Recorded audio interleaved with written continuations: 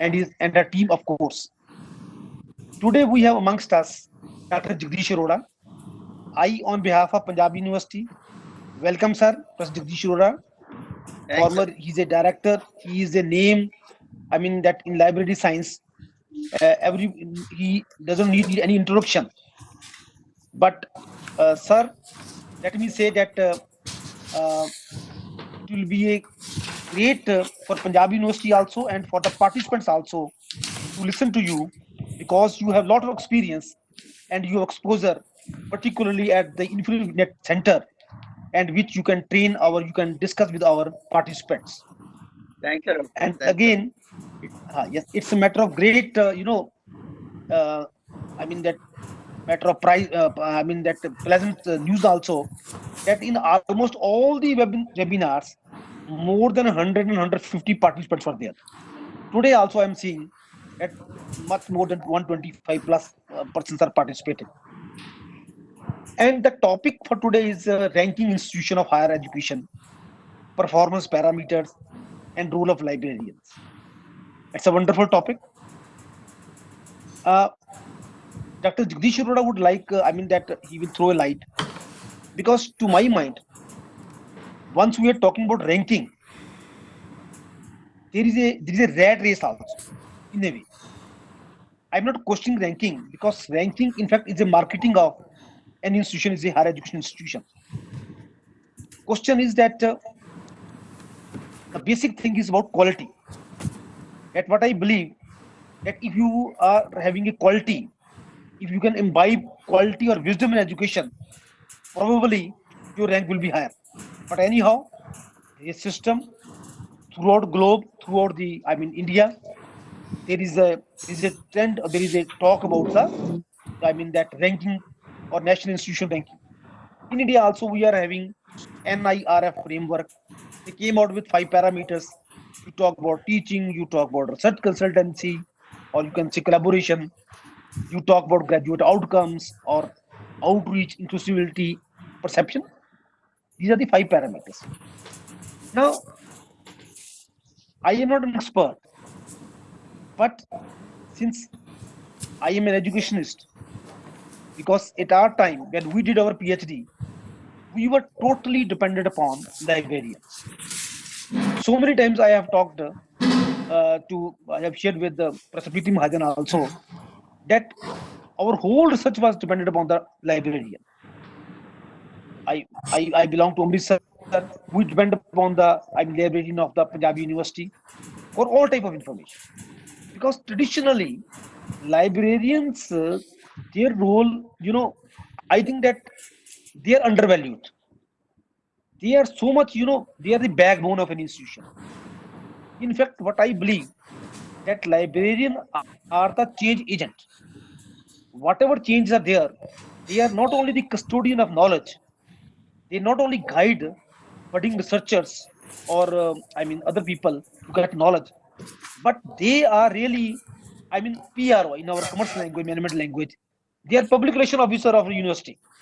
Information brokers are there. Now, when the things are started rolling down that you have to rank yourself, you have to compete in ranking, then in that case, I feel that librarians are, the biggest role to play. And the most important thing for librarian is the challenge, you can say, is technology. And technology is something because as that Preeti Mahajan took a lot of initiative. 12th seminar, it's not a small thing. Looking at the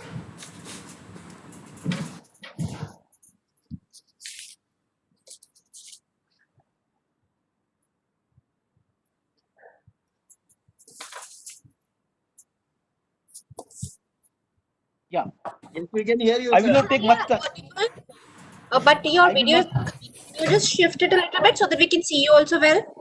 Yes. Hello. I will not take much time. All It right, is sir. not advice. It is not advice because librarians, they are guru in their own way, because they are the torch bearer. We look at them for various type of guidance. But my experience is that now job of a librarian. or particularly teacher library or person who is concerned with teaching also, for them, I feel that there are three parameters, three things are there which are very important for them. Number one is they need to be proactive. They are, but they need to be more proactive. Reason being, this COVID situation come. Nobody have anticipated that this time will come. Already, librarian people they are into the, I mean, technology. They are updating themselves. But this has hastened the process. Now, COVID has now it's imposing condition on us that we have to, I mean, be more proactive and adopt technology. Second thing which I believe that proactive in what sense?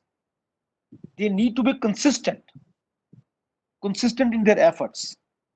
They because reading habit is something very important for everybody, whichever in education line.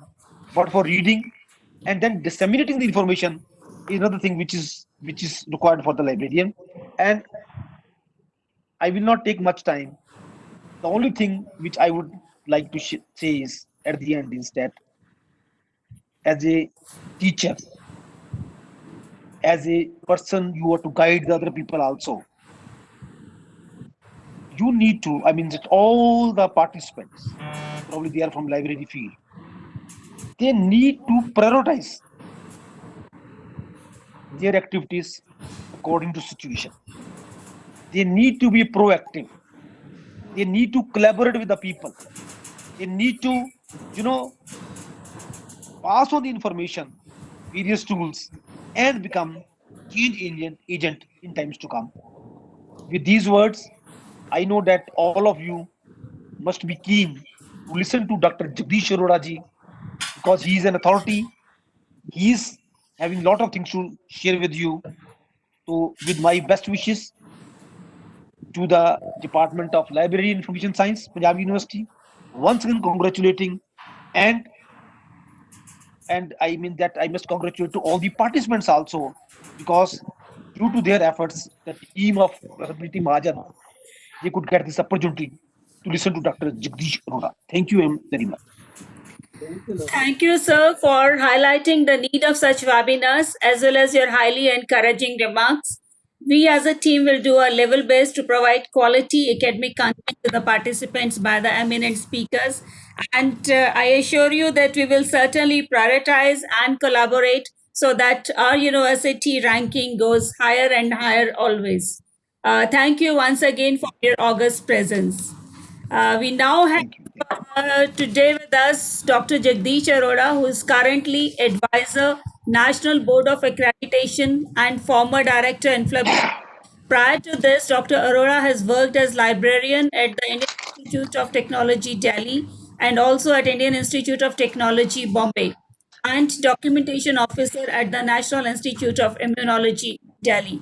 He was the founder, national coordinator for Sindhu, the national consortium formed with the merger of Index AICTE Consortium, UGC Infonet Digital Library Consortium, and Enlist.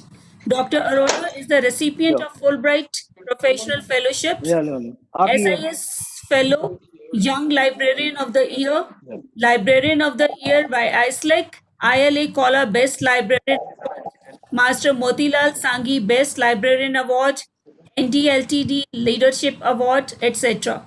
Dr. Arora was awarded a citation and memento for his commendable contribution to digital initiatives for higher education by the Honorable Shri Pranab Mukherjee, the then President of India. He is also a recipient of 3 Lifetime Achievement Awards.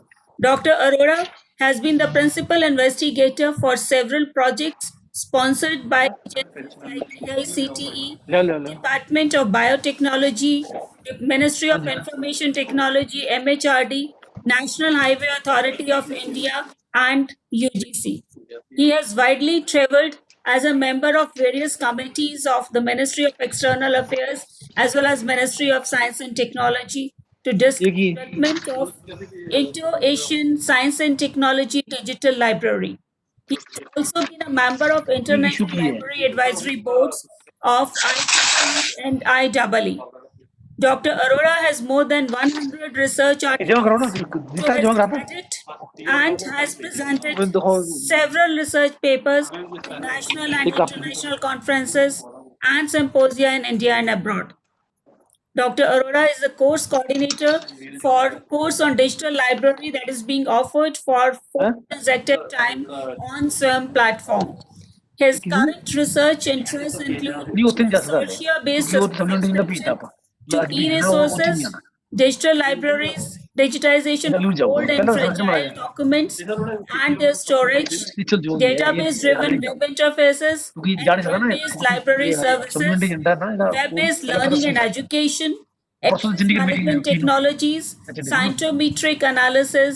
नहीं possibility होनी नहीं मुझे पता ना Today, next Dr. Time ले जाऊंगा जल्दी Arora होनी है इसलिए would be talking on ranking institutions of higher education, performance parameters, and role of librarians, which is an apt topic today, keeping in view that all educational institutions are trying their level best to ensure that they improve on each and every parameter and gain better ranking, thereby ensuring quality education.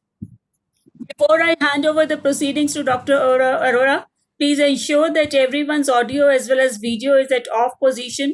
Please do not introduce yourself in the chat box. You are advised to fill the Google form, which would be shared during the webinar for e-certificate. Now over to Dr. Arora, please. Good morning, Preeti, and good morning, all participants. I'm sorry that because of technical glitches, I had some problem in joining, but finally I could made it. It also the time that we have is almost half an hour now with the limitation, and my presentation is Dr. very Arora, you can take more time also. We can go on till 12:30 or so. If you okay. Fine. yes. So let's start the presentation.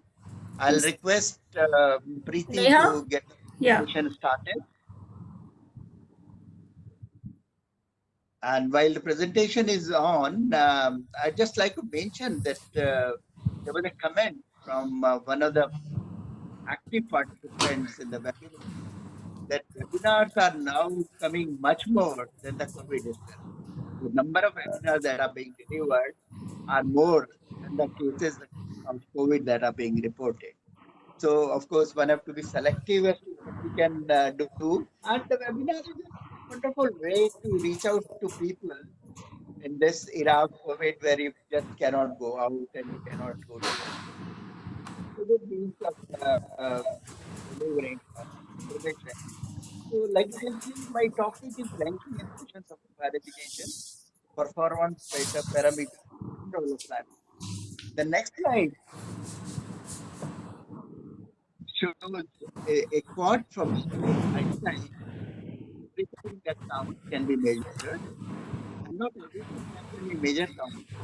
So that's the dilemma of ranking. Ranking, as you know, what we measure, teaching cannot be measured. The classroom delivery of lecture cannot be measured. The quality of it cannot be measured. So what we measure is basically surrogates or representative of what is to be measured. Like for publication. Publication is given almost 60 to 70% weightage in good rankings. But the publication does not necessarily mean that the teacher who's writing that publication is excellent teacher. Teaching is a different art, but then there have to be surrogate. You cannot measure excellence in teaching in any other way. So there are surrogates, and we'll talk about those surrogates, how objective those surrogates are, how useful those surrogates are, and how close those surrogates are to measuring the teaching and research in a university. Now, for a preamble, what is ranking? Ranking is different.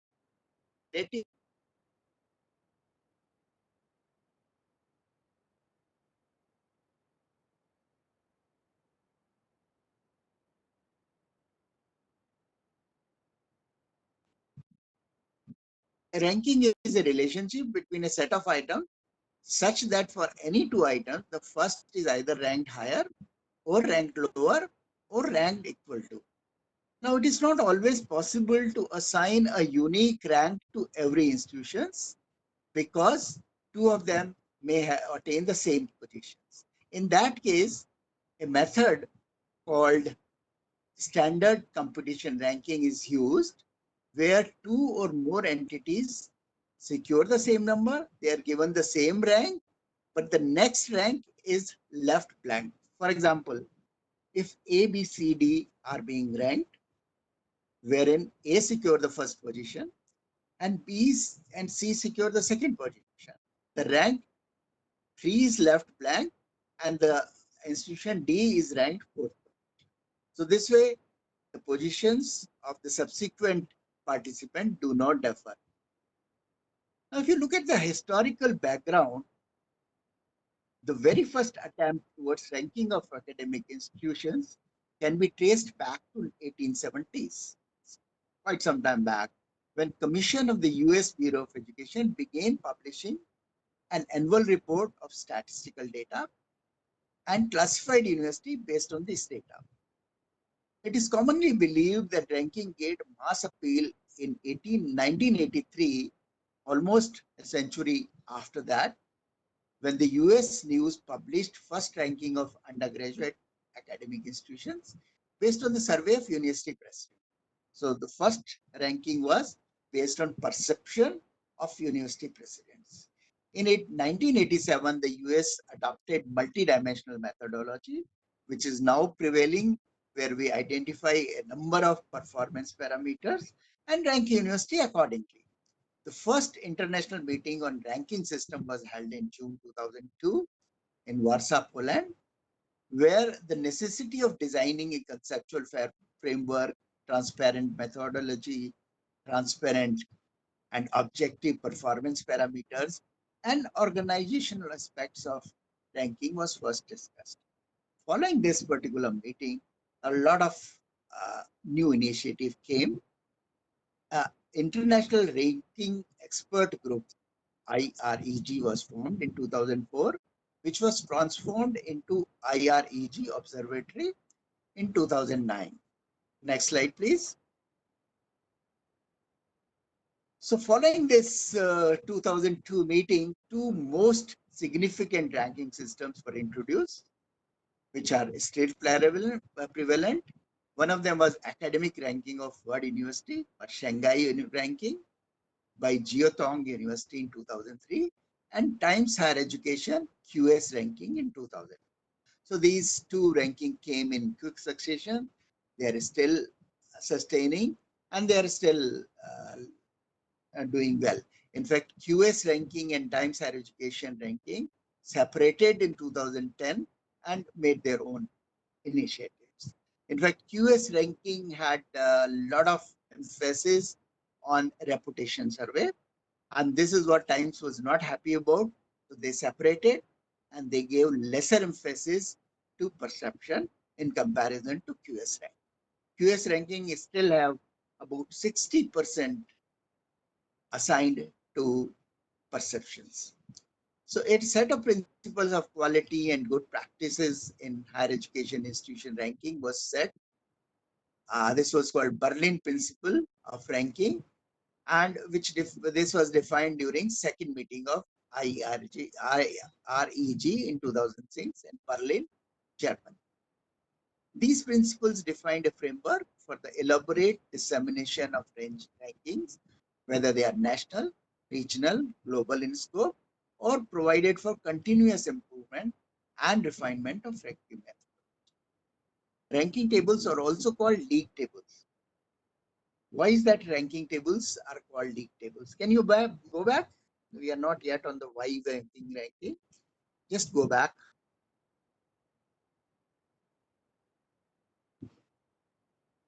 So league tables.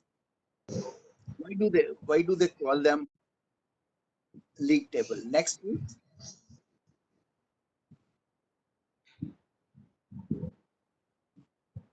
Apparently, one slide is missing. So league table, the term Ivy League, typically used to refer to the 8 universities as a group of elite colleges with connotation of academic excellence, selectivity in admissions, and social elitism. Its members in alphabetical orders are Brown University, Columbia University, Cornell University, Dartmouth College, Harvard University, University of Pennsylvania, Princeton University, and Yale University. The term Ivy League was first used in 1933. It became official after the formation of National Collegiate of American Athlete, Division I, during the Athlete Conference in 1954. The Ivy League has drawn many comparisons to other elite groups in separate countries. And in fact, the term Ivy originated from the custom of planting ivy plant on the campuses by the student, which was a customary ceremony in 1800. So generally, ranking tables are also called league tables because of this background. Now, coming to why do we rank university? Of course, one of the primary objectives to rank university is to guide students to select university based on a set of criteria. One of them could be the good job perspective. Students do look for the placement. So one of the aspects is placement. To help university to improve their research performance and its quality. To help university to identify gaps and make improvement on those gaps and become better at educating students and for conducting research. Of course, the rankings are also meant to help industry and the employers to target specific students, programs, projects, and hiring of researchers. To provide a stable formula framework for ranking, evaluation, and assessment of university, and to compete with other universities and achieve higher ranks, national and global rank. The next slide. Let's look at some of the major global initiatives in ranking. This slide presents about 7 rankings. 3 of them are very popular. I've already spoken about them. AIW, Shanghai Jiaotong University's academic ranking of world universities. THE, Times Higher Education World University Ranking, and QSWU, QS World University Ranking, academic ranking of world university. They also call themselves top universities. There are other initiatives like SIR, SciMago Institution Ranking, Webometrics, World Universities Ranking on the web, Leiden Ranking, and NTU. So these are about 7 global ranking that are available on the web and that are doing their job annually. So annually they release their ranking. We'll restrict our talk to these 3 universities, AIW, THU, and QS. So let's look at AIW. AIW, also known as Shanghai University or Shanghai Ranking, is one of the annual publication of World University Ranking. This league table was originally compiled and issued by Shanghai Jiaotong University 2003, making it the first global university ranking with multifarious indications. So there are multiple indicators that are used to assess the performance. AIW is often lauded for its objectivity, stability, transparency, and its methodology. Of course, it is also criticized for size-dependent parameters that benefit larger institutions. It is biased towards science and technology. In fact, most of the rankings are biased towards science and technology because one of the major parameters is publications and citation, which are often done more by scientists than humanitisms or by social scientists who publish more books than so the large and in fact in AIW it is more than 70%. It is said that AIW represents interest of China as buyers of education. As you would know, the Chinese student, in fact, in more quantity than Indian students, go abroad and take education. So it is basically aimed to students for selecting their universities. Their current publications and product includes Global Overall Ranking, AIW, global ranking of individual subjects, Greater China ranking, which includes Taiwan, Hong Kong, and other Chinese states, and Chinese universities ranking, Chinese medical university rankings, and Macedonian HEI ranking. Macedonian is a country, and apparently they have given contract to ARWU to rank their university. Next, please.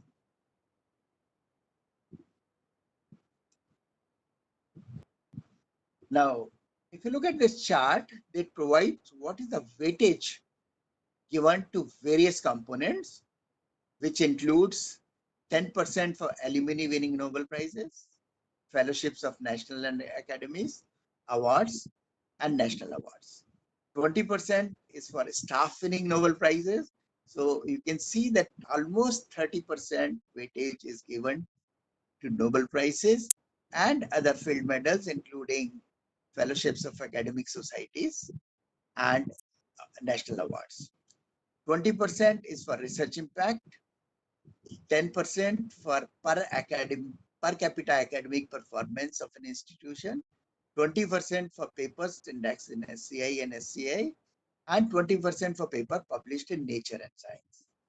So you can see that at about 70% of the research, his emphasis is given for research articles and citation, and there is no percentage or no emphasis given on reputation. They don't conduct a reputation survey. And 30% goes for Nobel Prizes, which is a big problem for many countries. Like in India, you hardly have any prize. Now,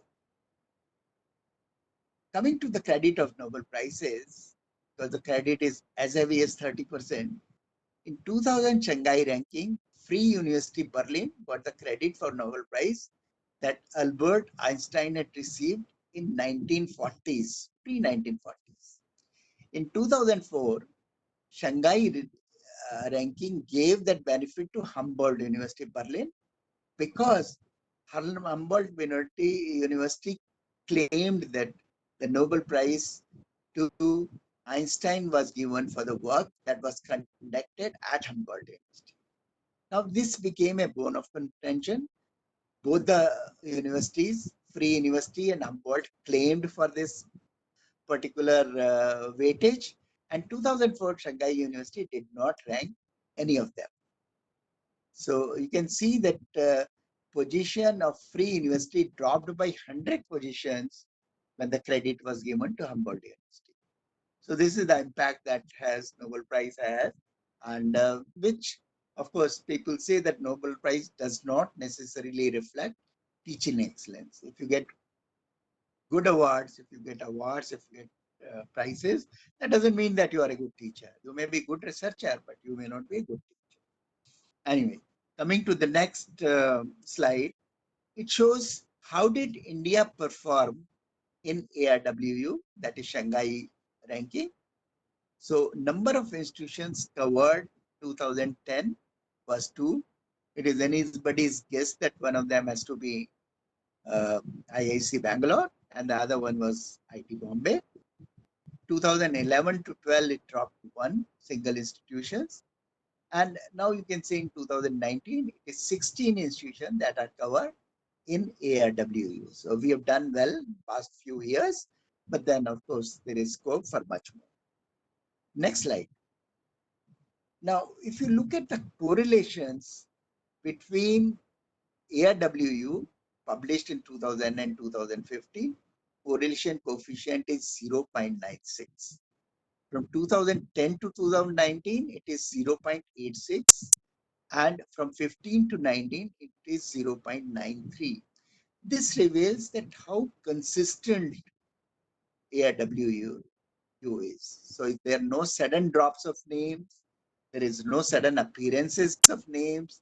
They're strictly on parameters that can be verifiable from Nobel Prize sites, from SCST, from Social Science Citation Index, Science Citation Index, and other third-party sources. So it's very consistent, and it is allowed it for those particular performances. Now, coming to Times Higher Education University ranking, the Times Higher Education University ranking is an annual exercise by Times Higher Education magazine. If you remember, Times Higher Education supplement was known for the book reviews. People used to go, I as a librarian used to look at those reviews and buy books based on what are recommended from THE. THE supplements are still very popular. It's a weekly magazine. And so they they collaborated with Wakwali Simons to publish joint THEQS World Ranking in 2004, and they published it, co-published it till 2009. From 2010 onwards, THE signed up with Thomson Reuters, the publisher of SCI, STI. Now, of course, the publisher has changed to some other publishers for a new ranking system from 2010 to 2013. From 2014 onwards, THE is signed up with Elsevier.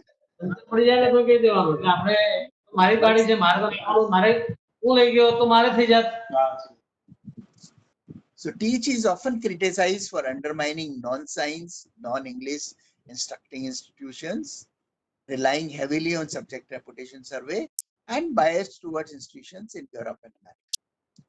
THE is designated in UK, it is designed in UK, where the emphasis is to attract students to universities in Western world, especially UK. As such, THE targets is our universities and economies of the country in the Western world. So their target is that if you want to attract more students, get listed in THE. So this is what they've been advertising. This is what they've been going to different universities and trying to, tie up with them, that you tie up with us and you get better ranking. Their current publication and products include world overall ranking, global subject ranking, reputation ranking, regional league tables for Asia, Latin America, BRICS countries, and ranking of institution in emerging economies of the world. Now, when the next slide shows how their parameters are and how much weightage do they carry. So as you can say, for international diversity, which basically means that how many students do you have from other countries? They have 2.5. International diversity in domestic staff means how many foreign faculty you have, 2.5 for that. So this very clearly shows that they give a lot of weightage to students who come from abroad to take to study in that university. Scholarly papers and at least one international with an international author, 2.5, 30% for citations, research influence, 2.5% from industry income, 30% for teaching learning environment, which include reputation survey for 15%, PhD awarded, per academic staff, undergraduate student admitted per academic, income per academic, and PhD and UG degree awarded 2.5%. So 30% goes for teaching and 30% goes for research volume, including reputation survey again for 19.5%, research income, papers per research and per academic staff, public research income or total research income 0.75%. So this means that 37% of research art is devoted to research articles and citation, and 34.5% goes for reputation survey. So again, there's a lot of emphasis on reputation survey, and as usual, India cannot do very well in reputation survey because most experts they've enrolled are from Western world. Now, if you look at how India have been performing on various ranking from 2010 to 2020, you can say India is doing well. Of course, you can also see that the number of institutions ranked has increased from 200 in 2010 to 1400 in 2020. So number of institutions that are included are also on increase, But at the same time, India is doing, I would say, pretty all right. But of course, there is no institutions, not a single institution in first, I would say first 50 or so. Or in fact, first 100, there's no institution from India. Now, this is correlation coefficient for THE ranking from 2010, 2011 to 2020. 2011 to 16, it is 0.73. 11 to 20, 0.79. And from 16 to 20, it is 0.94. You can see that there's a lot of variation. This is much, much lesser than ARWU, where the correlation coefficient was very strong. So this means that new institutions keep coming, old institutions keep disappearing. There are a lot of instances which I'm not narrating here, but then this is all available from the literature. In fact, there are more than 200 articles that are published on ranking, and in fact, there's a bibliography of articles on ranking available. Next, we'll look at the QS ranking, QS World University Ranking. They list about 1,000 top universities. And as you can see that there is a lot of emphasis on surveys. So academic reputation survey, 40%, employer reputation survey, 10%, student faculty ratio, 20%, international staff ratio, 5%, international student ratio 5%, and citation per faculty. So you can see that there is no weightage given to publication as such, only citations per faculty is counted, and academic and employer survey put together is more than 50%, and 20% is goes for research publication, in fact for citation. Now, if you look at how did India performed in QS, the number of Indian institutions covered in QS has increased consistently. In fact, in 2010 also we had 11 institutions, and in 2020, where they have indexed, we are ranked about 1,000 institutions. There are 24 institutions which are part of QS. Now, one of the problems with Indian universities are that they do not participate very actively in these international issues. And unless you participate, unless you give your data, you cannot perform, you cannot secure a good position. So this is something that universities are now being prompted to participate in all international ranking, in India ranking also. Now, if you look at the correlation coefficient, you can see that the correlation coefficient is fairly good. In fact, it is better than THE rankings, in spite of the fact that they have a lot of emphasis on reputation. But of course, one can see that similar university or same universities keep appearing consistently year after year, especially from 2016 to 2020. The next slide shows limitation of World University ranking. As you would know that international ranking cannot reflect state of the national higher education system, as they usually cover just the top university in each country. India itself has 900 universities, and as you can see, 56 is the most number that are covered in THE. So other universities are just disappearing. There are approximately 18,000 universities across the world, and most ranking consider only 12 1,000 to 1,200 universities. Several well-known Indian institutions do not even qualify in the preliminary rounds of measurements. And in fact, the preliminary round of measurement is conducted based on the number of articles that are published in citation indices. So suppose if you do not have more than 2,000 articles in 5 years, you may not even qualify to be considered. So this is tentative. I'm not very sure how much threshold they have for number of publication. Some of the indicators used in the world ranking are not even remotely applicable to Indian universities. For example, Nobel Prize winners amongst Aluminium faculty. Article published in Nature and Science. There are not many articles that are published by India in Nature and Science, and international faculty. In fact, the universities cannot employ foreign faculties. Generally speaking, all you can see the advertisements are for national, Indian national. All the positions are available for Indian national.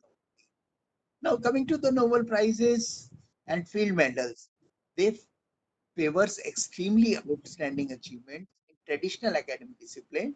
For example, chemistry, physics, biology, medicine, economics, and underrepresent highly diverse, expanding, and wider range of scholarly achievements. For example, there is no Nobel Prize for disciplines like biochemistry, in fact, mathematics, there is no Nobel Prize. There are several emerging fields like nanotechnology, so that they do not have a separate field Nobel Prize. The world ranking puts greater emphasis on research over teaching. None of the ranking considers factors like social responsibilities of universities, student and alumni opinion, reputation or perception-based evaluation used by QS and TH can be highly subjective and biased towards famous universities in Western world or university in reverse home country. You can see that the reviewers can be biased, and they are obviously biased for their own country, for their own institutions, and they may not even know about existence of education institutions in India. So those are limitations. Now, looking at that limitation, India took a decision that we should have our own ranking. Although magazines and newspapers such as Youth Incorporated, India Today, Business Today, Outlook, Mint, DataQuest, Hindustan Times, Times of India, Hindu, they conducted annual rankings for major disciplines. Although those systems were not very transparent. You do not know what are the criteria they have used. Have they ever tested publications and citations? They may not even know about top cited articles, or they may not know about impact factors. So those things were completely missing. And there is a site called Career 360. They have also been ranking institution. Again, the criteria may not be very transparent. At InfibNet in 2030, we started ranking of Indian university using bibliometrics method. Since we did not have access to other parameters like teaching, like awards, like uh, people admitted, people passed out, placements. So we just use the bibliometric parameters and brought out first standard ranking in 2030. The National Institution Ranking Framework came in 2015. Soon after that, in fact, when we demonstrated our ranking of Indian University developed by InfibNet, the contract for NIRF was given to InfibNet Center, and we play a major role in most of the activities related to NIRF. Now, I'll just talk about the ranking of Indian University developed by us at InfibNet Center. We use two formulas. One is called IUGR formula developed by a Spanish group, and other is National Taiwan University formula, which have their own international ranking. So, but we use their formula to rank Indian university. So what we did was the IUGR formula have two types of indicators. One is quantitative indicators, other is qualitative indicators. The quantitative indicators include number of citable papers published in scientific journals, which again is taken from Web of Science. Then number of citations received by these papers, H index, and a square cube of these three products, which include paper published, citations, and H index. So that becomes QNIF, quantitative indicator, which is square cube of these three products. Other aspect is qualitative indicators, which include 1 percentile of first quarters of paper published in journal. So JCR first quartile, JCR includes about more than 2,000, more than 10,000 journals. First quarter is about 2,000 journals. So article published in those 2,000 journals are taken out. Then average number of citations received by all citable people. Then ratio of papers that belong to the top 10% most cited papers calculated within all institutions. So all papers are arranged according to citations, and first 10% is taken for qualitative evaluation. Now these three products, QLF is square cube of all these three products included quality. And the formula is that the final ranking is product of QNIF multiplied by QILF. That is the rank that is given. The formula used by NTU ranking is quite similar in the sense that the products are same.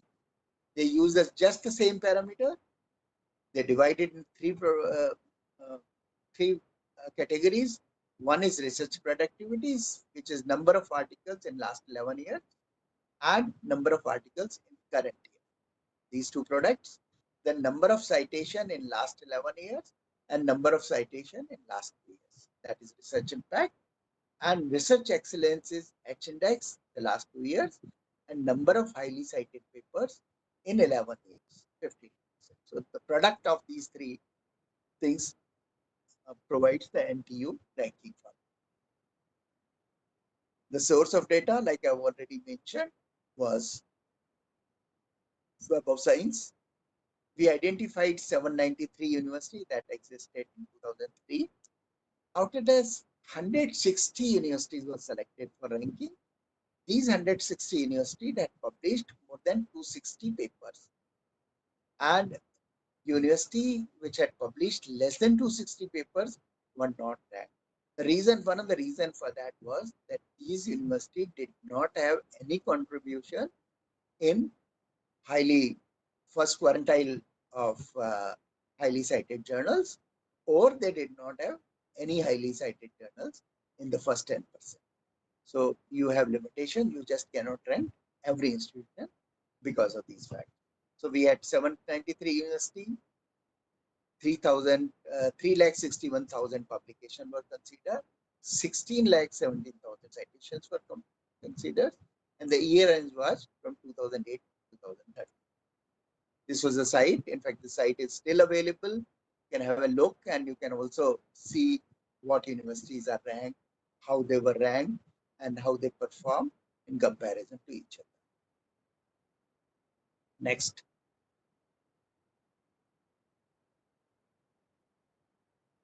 So this is the data on various parameters. Next, please. Next.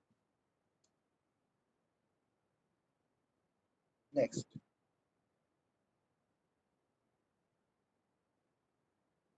You can skip these steps, about 5 to 6 slides. Simply skip.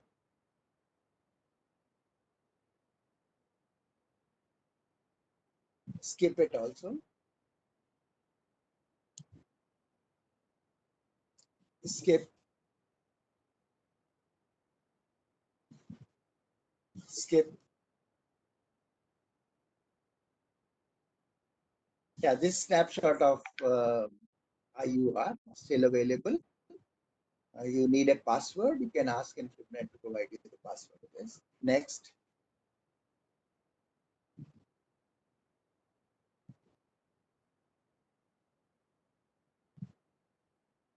Next, please.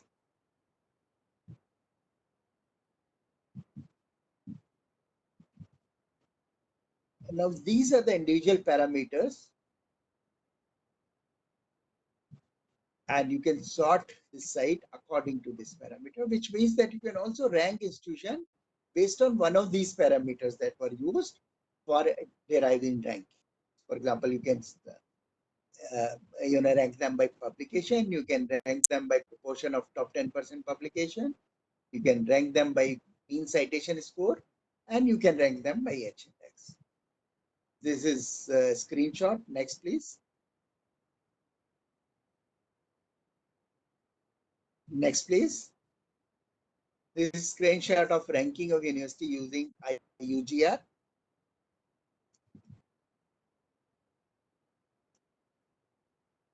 And this is correlation between IUGR and NTU. The correlation is 0.94, which is very strong. And next provides correlation between various parameters and ranking done by IUGR and NTU. You can see that strongest correlation is between H-index. So when you arrange it by H-index, the correlation is 0.97% as against IGR ranking, and in case of NTU, it is 0.92%. So very high correlations. You can as well rank university by H-index. You just don't have to consider other formula. You'll be very close to the factual situation. Next. So this screenshot provides how you can sort universities by number of publication. Next.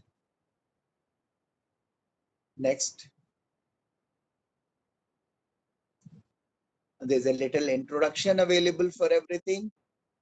There is a graphs which are automatically generated are available, and these graphs are automatically generated by the system itself. And finally, you can download the article, these write-ups for your publication. Of course, next please. They have limitation in the sense that we are considering only publications. Other parameters like teaching, research funding, industry income, perception, graduate outcomes are not considered. Preeti, how much time do I have? You can I can take take another 10 to 15 minutes. Okay, thank you, Preeti. Thank you.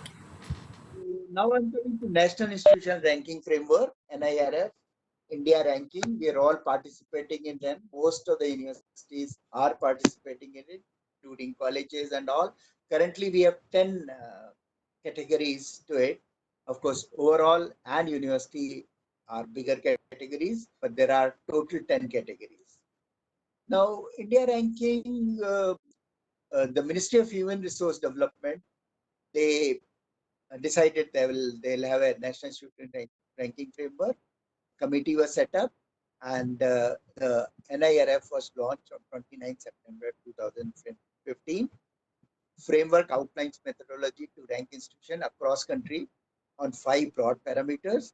These parameters are teaching, learning and resources, research and professional practices, graduation outcome, outreach and inclusivity, and perception.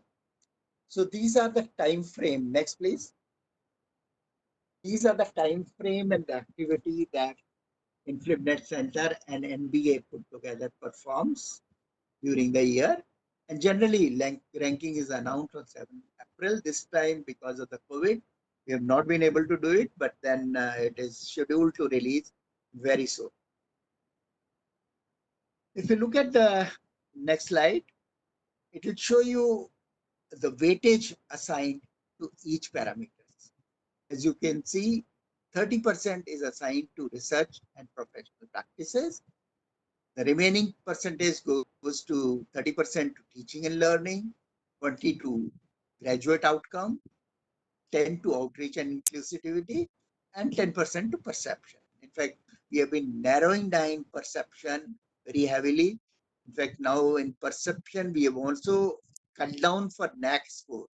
So instead of perception, or rather 5% of the 10% would go to the NAAC score, NBA score, and other accreditation body scores. So we're trying to cut down on perception because perception is something that can be manipulated. Perception is something which is highly biased and it's not realistic.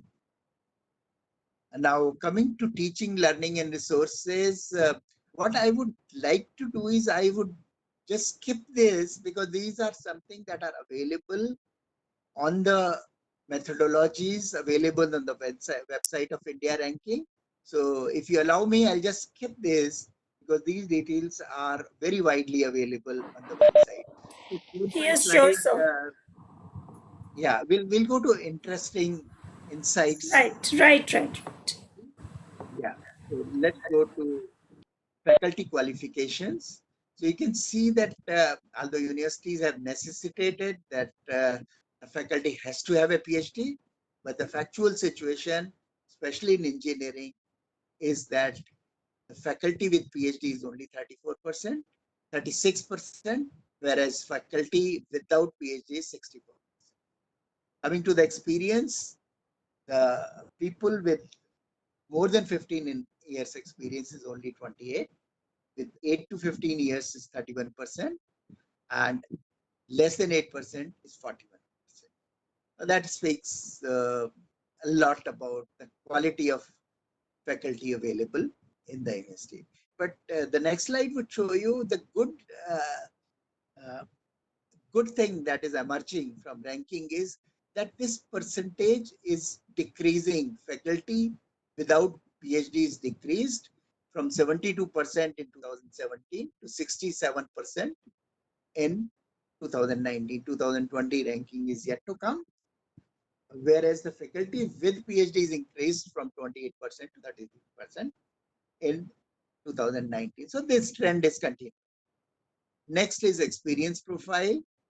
Number of institutions having 50% younger faculty, and number of institutions having experienced faculty, and others. So you can see that number of faculty having experienced faculties and number of institutions having 50% is almost equal. Now this is a mixed kind of a thing that you can see that the number of people with more than 15-year experience is decreasing from 37% to 25%, whereas number of people having lesser experience is increasing. You can say it has increased from 19% to 46% in case of less than 15 years experience. So it's kind of a mix, but things are improving, I would say.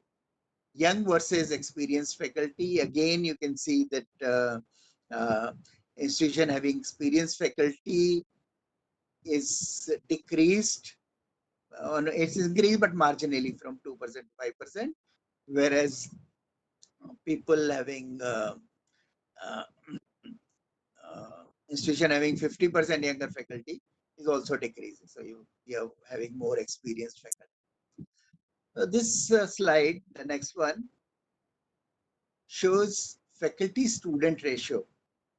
You can say that faculty student ratio, whether the ideal is 20 student per class.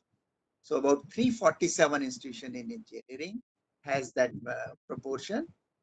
And of course, there are classes where more than 41 to 50 students are enrolled. In fact, we do not give any weightage to, in fact, we disqualify institutions who have a class size of more than 50 students. So this shows, of course, there is one institution which have one faculty per 10 students, which is rare, but this is also there. The maximum class size is 21 to 30. Now, over the years, this trend you can see that it is peaking from 21 to 30%. So this trend of class size is changing. In fact, it is decreasing to lesser number of class size. You can see 11 to 20. You have many more institutions coming now, and it is decreasing from 21 to 30. So this trend is good, and over the year, I hope that India ranking would influence this kind of positive changes. The next slide is very interesting. Uh, we've all know about Lodka's law. We know about Murphy's law. The Lodka's laws say that almost, I mean, in a very rough term, I would say that 20% of the scientists publish 80% of the literature, and 80% of the remaining scientists publish 20% of it. This is very rough, but Lotka laws does say that there is a concentration of articles by a selected number of scientists. This is very visible in this slide. Look at the overall. Look at the column 6. 66.76% of articles are written by 100 universities or 100 institutions that are ranked first 100. Remaining university, like in case of 1345, 1245 university accounts for only 33.24% of article. This is across all disciplines. You can see that almost 75% of article are written by first 100 institutions, and remaining institutions qualify only for remaining 25%. It's rough, but then the figure is available. It's very interesting. And similarly, the highly cited articles are also concentrated in first 100. And you can look at this column, this third from the right hand side, or you can also see the second but last column, 73:42 ratio, 26.48. So 100 institutions qualify for 75% of citations, and the remaining 26. Very interesting. This thing, it qualifies that Murphy law, which also says the same thing. Although there is also called it's called Ortega's hypothesis. According to Ortega's hypothesis, it is a fact that 75% people produced 25% produce 75 article, and the remaining 75% 25 article. But Ortega says that there's 75% people who publish 25% article is very important for remaining 25% of authors who produce 75%. Now, this particular slide, next please. This particular slide provides data on publications of the world in different categories for the year 2019 and by India, column 2, and its percentage of the world.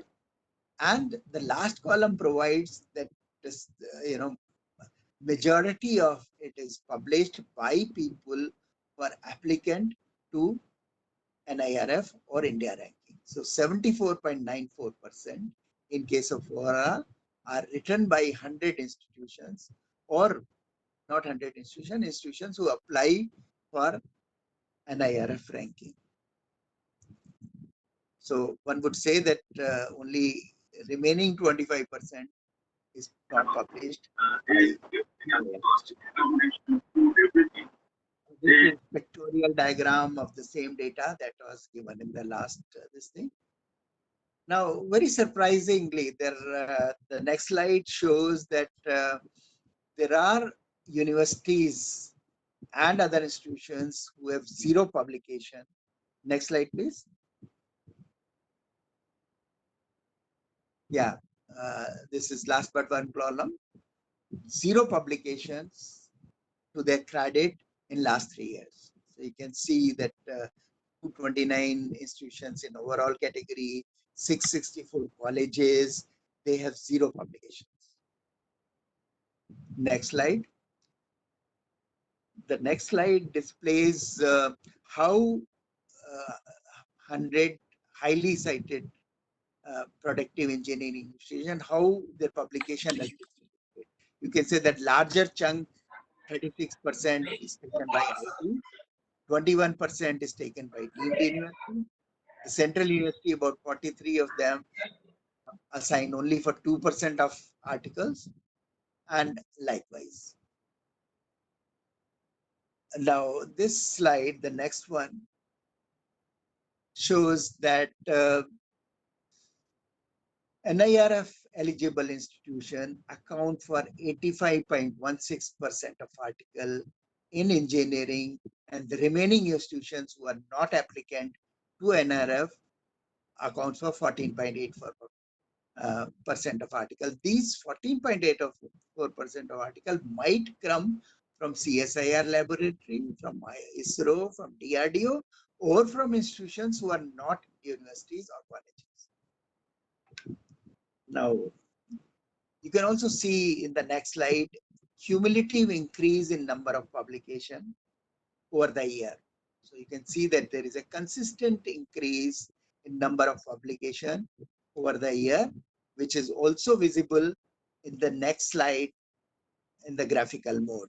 You can see in all categories, overall university, engineering, and medical, it is on increase. Next slide, please. Yeah, so you can see that across all categories, it is increasing. The next slide shows management for pharmacy and colleges. Next slide. You can say, of course, in colleges, there is a aberrations. In 2018, they published more than what they published in 2019. This may have to do something with the API. The API does not necessitate colleges to publish. So this could be a reason. This could be a reason that pediatric journals, of course, we don't index pediatric journals, so that cannot be a reason. But there is a drop in the publication of colleges, but otherwise across all discipline, it is an increase. Again, this slide, comparative research publication of World India NRF in overall category. I have already shown you the engineering. So this is graphical representation. Next, please. Graphical representation of the same thing, that 67% comes from NRF eligible university, and then remaining 32 from the remaining institution. So you can see that the publication share of NRF eligible institution is increased from 67.91% in 2017 to 69.03%, whereas publication inputs of remaining institution is decreasing from 32% to 30%. Next slide.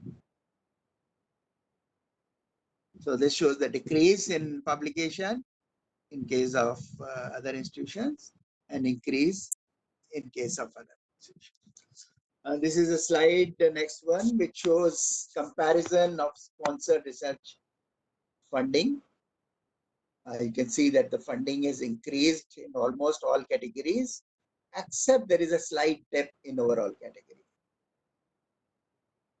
The next slide shows that there is a very strong correlation between rank by all the parameters, 5 parameters, and rank by only research performance.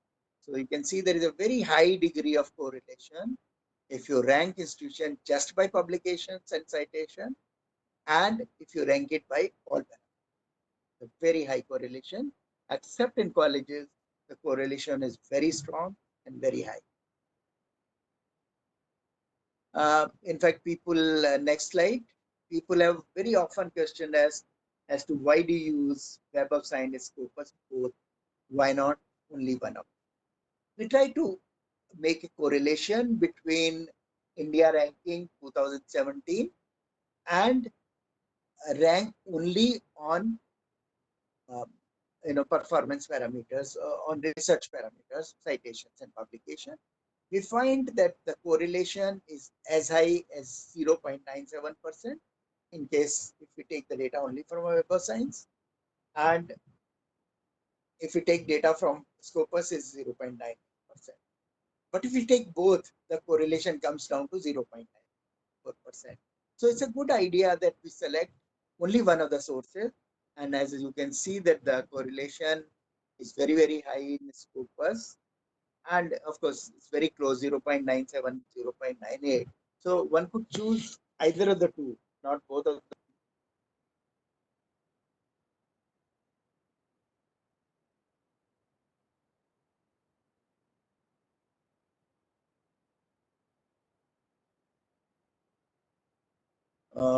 Next slide.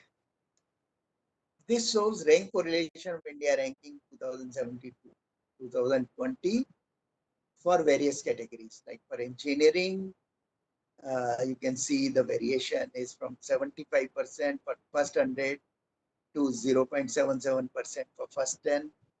So in management category is 86.0. So various kind of correlation coefficients are available for these data, which shows that the correlation, of course, in all the categories are high, but it is not as high as it was in case of. Itself clearly proved that he has completely produced the Nobel laureate. This is correlation coefficient. And this is region-wise distribution of rank distribution in 2019. You can say that South is very strongly represented with 41%, and the remaining institutions is only like in West only 16%, in North 24%, and in East 19%.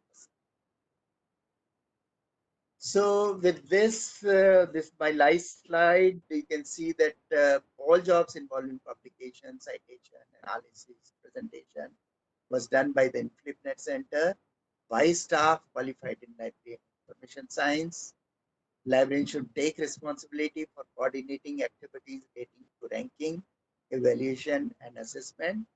This is already being done, and they should organize information literacy program on impact factor, H-index, I-10 index, highly cited journals, predatory journals, and predatory conferences. They should master the art of searching citation databases, patent databases. They should organize conference, workshops, seminars to educate their students and faculty in technical writing. And lastly, OCLC perception of library also provides for says that librarians have done very well in case of evaluation and assessment. So with that, thanks a lot to everyone for patient listening. I'm once again sorry for joining late, and I'm thankful to BTG for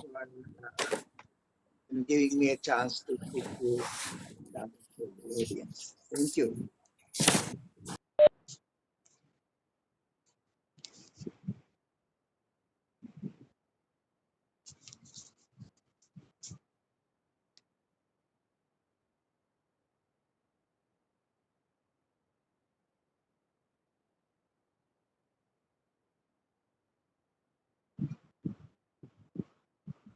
Madam, kindly unmute yourself.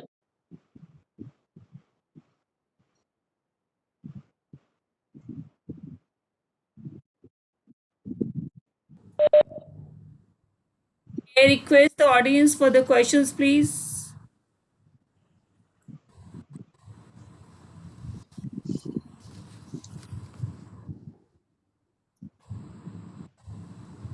Hello.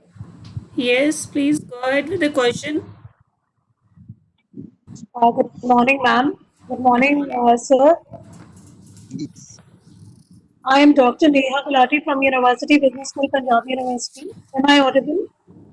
Yeah, Yes, of course. Neha, go ahead. Sir, my question is that do you think there is going to be any impact of COVID-19 on the ranking parameters? Do we need to reframe these parameters?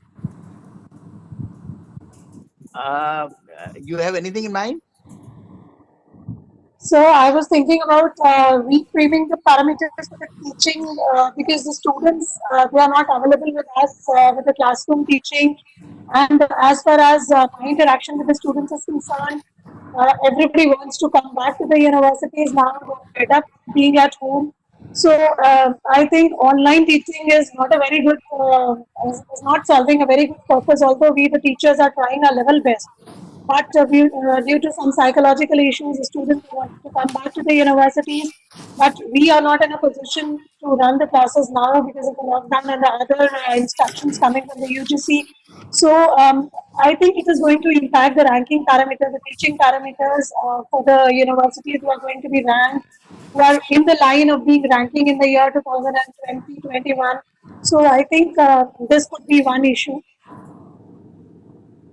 Yeah, I agree with you that if there are no classes, there are no labs, there are no research, this is definitely going to affect uh, almost everything. Almost all parameters are going to be uh, affected. In fact, the admission itself would be a big issue. We have already deferred the admission for a few months already. The results are not out, new admissions are not. So this is something which is uh, across the world, across all kind of things. So I think this is something that government will definitely consider and see what should be done about. See, in fact, after all, ranking is done for just to help people to improve themselves. It has no meaning in itself unless there is teaching and research. Ranking doesn't have any. Thank you, sir. Thank you, ma'am. Thank you. Any other question, please? We can have at the most one more question if anybody has. Well, I think everything is all clear, Dr. Arora. They don't have any other question. So I once again thank Dr. Jagdish Arora for accepting our request to deliver the talk. I also thank the Punjab University authorities for allowing us to organize the webinar series, and specially thank Professor Karamjeet for sparing his time to join us today despite his busy schedule. I also thank all the participants for joining us. Thanks are also due to my colleagues, my research scholars, students for their constant support. Thank you all once again. Please stay home, stay safe, and keep learning. Thank you all. Thank you, Preeti, and once Thank again, you, sir. sorry. No, sir, it's not in our hand. Actually, that is something we can't help. At least I could see you are join. very So, as they say, all is well that ends well. yeah, that's it. So thank Thank you. you. Thank you, sir. God bless you. Thank you.